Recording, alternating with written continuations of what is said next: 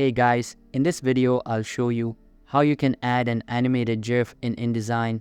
So make sure to watch the video till the very end, and let's begin. First of all, open any type of preferred browser on your PC and search for jiffy.com. After that, you will send to this website. From here, you will be able to download various GIFs all for free.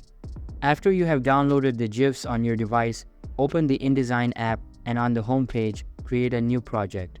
After that, you will be redirected to the editor. Here, click on the File tab at top left corner of the screen and select Place from the drop-down menu. After that, select the GIF file you would like to add into your InDesign project. Once you have selected it, resize it to your preference and export it.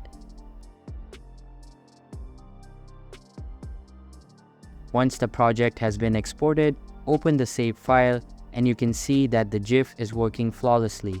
So that's basically how you can add an animated GIF in InDesign. So that's all for this video.